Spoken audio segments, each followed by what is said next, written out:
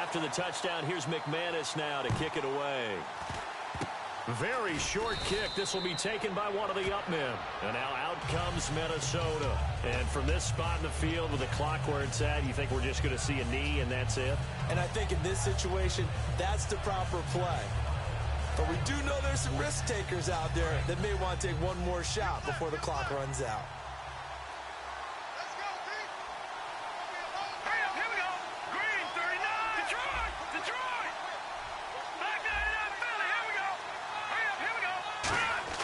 They go back to the air here after the INT on the last drive. And that is incomplete. 7 seconds remaining. Unable to connect on the first down pass play. Now it's second down.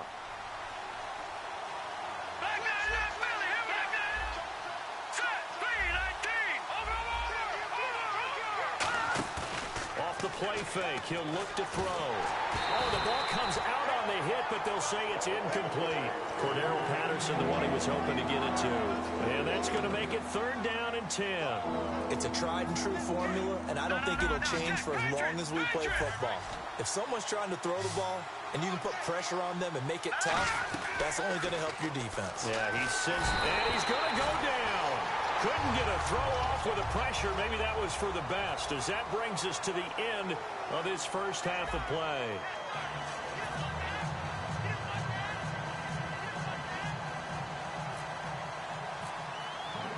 Both teams appear ready for the fight ahead, and we resume action here in quarter number 3.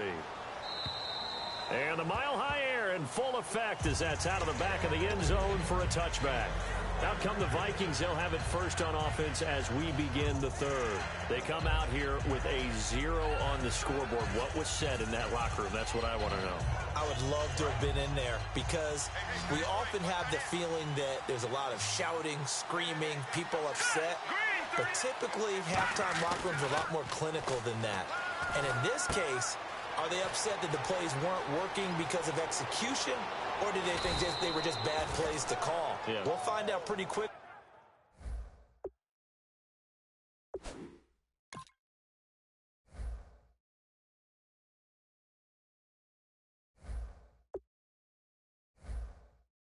Here, if they feel like they had something going, but they just need to do it a little bit better or not. We'll find out.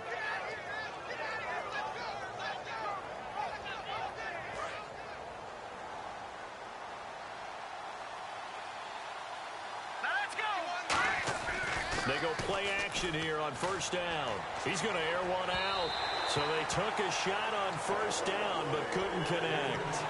But depending on the team, they call that an explosive play or a chunk play, the one that they got on the previous one. They tried to go back and get another one, didn't they? They did, but unsuccessful on that second attempt. Here's a play fake as they set up to throw. And he's going to be intercepted a third time. And how about this? It's the other Brandon Marshall that picks it off. Wow, what a disaster. You talk about a guy making a good play on the interception and then just trying to be too cute on the return. It almost felt like his own gyroscope really got out of whack, didn't it? Going backwards into your own end zone after such a great play. Totally disoriented and gave up 2 points for his team. And the Vikings now heading onto the field. Looked like they had something going last drive. Then the interception happened. Will they recover? The memory they need to keep with them is that they did have something going. They were moving the ball on offense, had a nice sequence going. Don't worry about the other part. You can't get that back. Let's go back to what you were doing well before. I thought you were going to say they need to have no memory, but remember the good part, forget the bad. I like that even better. All right, I'm going to show my age here a little bit. We used to talk about running backs catching the ball as safety valves. Nowadays, they're a big part of the passing offense. Quit acting like you're so old. You're only 65. It'll be a 3-yard gain, and it'll be a second down. I know most of the time when the ball's in the air, you're thinking wide receiver, tight end, but running backs, they can be a big part of any passing offense nowadays. Here's Hill. He's going to leave this for his running back. It's complete. No gain on that one, and it's going to bring up a third down. They couldn't get anything going there out on the right side of the flat of the swing pass. And didn't we have a discussion with their staff about wanting to get the backs more involved in the passing game? Huge emphasis for this game, but obviously the defense had other plans and really made a nice play. And he gets it to the 34, good enough for the first. So he makes the grab and the change move forward. Nice job by the offensive line giving them time to complete that first down pass. Fresh set of downs here.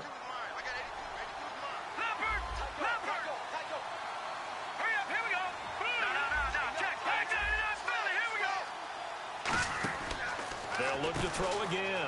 Out to the flat. That's complete to his running back. No gain on the play there. It'll be second down. And that's when it's fun to play defense. When you're able to diagnose a play right from the beginning, get all your guys to the football and spill the play, that's when you have a lot of fun playing on that side of the ball. Going down the middle, and it's complete. And he's brought down after a good gain. A really nice gain of 25 yards. So after that big gain, let's see what else the offense has up its sleeve.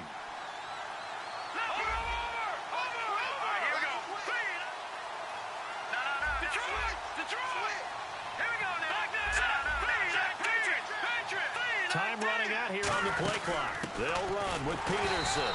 And he is met at the line of scrimmage, and he goes down right there. That's going to go as a loss of a yard, and it'll be second down. When you're putting together a formula for winning defense, it's exactly what we're seeing in this game. Controlling the line of scrimmage, attacking, and changing everything so that now they're playing in the offense's backfield. They're playing an excellent game. When you see passes knocked down by those guys I call the frustrated fullbacks, the linebackers, you know that in their zone coverage, they're able to drop, see the ball thrown, and react to it very quickly. They're going to look to throw. He was looking for his tight end there, Kyle Rudolph. And that's going to bring up a fourth down. And that was a nice play. He knocked it away, but obviously you want the interception in this situation. You want to take away any chance and they have any decision to make on fourth down. But things happen so quickly in the end zone in this compressed area of the field that you're just happy to knock it away and not allow a touchdown. So we would have figured that one to be 3 points in the bank, but this game, can be unpredictable at times. Yeah, he knew he needed to pull it ever so slightly to get it going in the right direction, but he seemed to put a little too much on it, and from short range, that is a bad miss for an NFL kicker. Give him 3 on first down. It'll set up a 2nd and 7. In my book, that's running the ball well, but with intelligence. How about him keeping the clock moving, staying in bounds? Yeah, even though it's the third quarter, you're thinking ahead, aren't you? This is where your running game can really help you with a lead in the second half. I agree totally. It's not just end-of-the-half situations that you worry about the clock. It's throughout the game. And with a lead, stay in bounds. Make them fight harder to try and catch you. Just a couple on the pickup there, and now it's third down. So 3rd and 5, 3rd and medium here. Tough day. Tough sledding right there, and it's been that way the entire game. Not a whole lot of room to ramble for him. Yeah, you're right. It's been that way all afternoon. Didn't get a whole lot better there.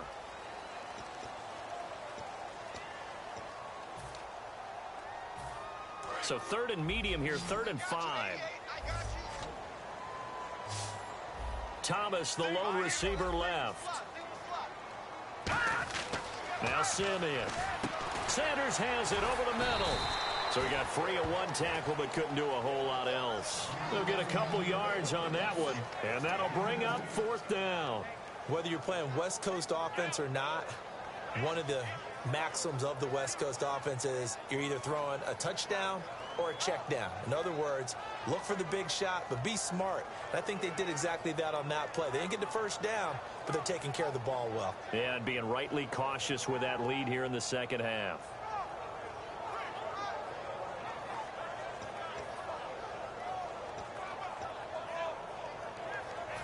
And with things looking pretty good on the scoreboard, they're going to keep the offense out there and go for it here on 4th. Watch it now, Barney. Here we go. Simeon. And able to find Green. And he's going to get to the 31, enough for the first down. It's a 4-yard pickup, and on 4th down, they're able to convert and move the sticks. First down and 10 now for the offensive group. Hurry up, here we go. Green, 39. He'll look to throw. as he throws there, incomplete. C.J. Anderson, the intended target. And that'll make it 2nd and 10. I had a coach tell me a long time ago that running a screen pass is similar to acting 101 for your offense, because you got to show something different and create extra space for linemen to chase the quarterback in order to create extra room for the receiver to catch the football and maneuver upfield. In this case, though, give a lot of credit to the defense. They communicated well. You could hear them talking to each other on the field, and they reacted and knocked it away. They brought in an extra defensive back here, so probably not expecting a run on 3rd and 3. A good call. Now he'll dump it underneath to his running back, complete. And he's taken down at the 43, but not before picking up the first. And that pickup of a first down, that's going to leave a mark, because they really needed to stop them there, didn't they? Oh, so frustrating. Defensively, you're a play away from getting that football back here, down late. Tough. Now they've got to find a way to create a turnover or a takeaway. Otherwise, this one will probably get away from them. The goal of a wide receiver screen is get enough blockers in front to create a wall and let him pick his spot to run the football. How about the defense there, swarming to it and not allowing that to happen? Did not let him get downfield. In the backfield is Anderson. He's going to get the football. And they went the wrong way there, losing yardage back at the 43-yard line. It's a loss of 2, now 3rd down. Let's just go ahead and go back through that play with his eyes, because he's got to read his keys. Run or pass right off the top. You're probably going to read an offensive lineman to see if he sets up in pass protection, if he fires out for a running play. The next thing is you're going to check and see what the back's going to do, and if he ends up with... This is caught inside the 15. And all the way home for a block.